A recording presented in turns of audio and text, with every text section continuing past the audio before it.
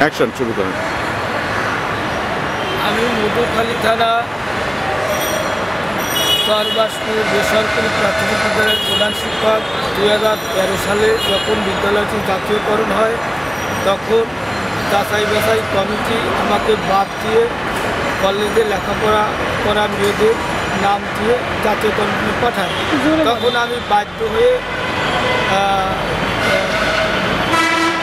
10 কোর্টে মামলা করি।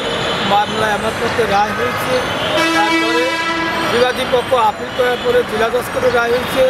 তারপরে মহামান্য হাইকোর্টে আমি রায় পাইছি। রায় পাওয়ার পরে আমি মন্ত্রণালয়ে গেলাম। মন্ত্রণালয় আমাকে একটা পরিপত্র দিয়ে বললো মন্ত্রণালয় রায় গ্রহণ করে না।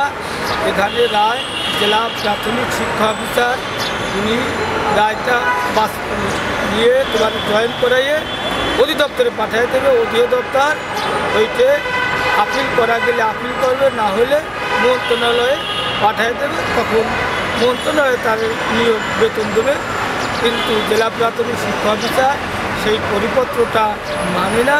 সে বলে মন্ত্রণালয় থেকে একটা চিঠি আনো। আমি পুনরায় মন্ত্রণালয়ে আসি। মন্ত্রণালয় অধিদপ্তর থেকে জেলা প্রাথমিক শিক্ষা অফিসারকে ফোন করে বলে আপনি এই কাগজটা দুবানিয়ে ওনাকে জয়েন করাইয়ে কাগজটা অধিদপ্তরে পাঠিয়ে দেন। অধিদপ্তর যদি সরকারের একটা টাকা স্বার্থ থাকে অধিদপ্তর সেখানে আপিল করবে সুপ্রিম কোর্টে, না হয় রায়টা বাস্তবায়ন করে মন্ত্রণালয়ে পাঠিয়ে দেবে। কিন্তু আপনি তো একটা রায় বাস্তব করার অধিকার নেই। তখন জেলা প্রাথমিক শিক্ষা অফিসার বলল আচ্ছা আমি দেখবানি। তারপরেও সে আমাকে জয়েন তো করায় না এবং আমাকে বলে তুমি অনেক টাকা পাবা, এটা ওটা বলে।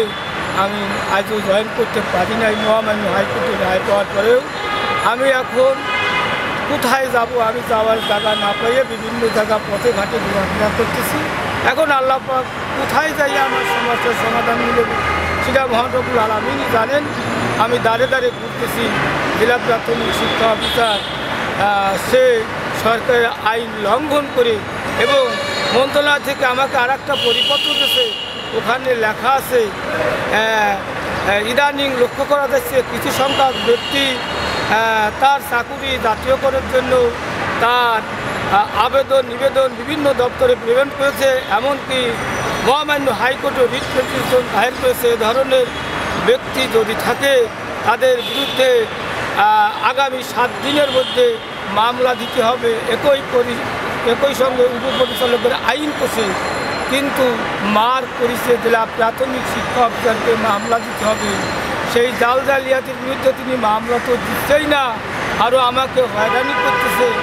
আমি এখন জেলা প্রাথমিক শিক্ষা অফিসারে বাংলাদেশের আইন অনুসারে যে বিচার হয় আমার হলে আমার হোক, তার হলে তার হোক, আমি সরকারের কাছে ন্যায় বিচার চাই। এইটাই আমার কাহিনী, এইটাই আমার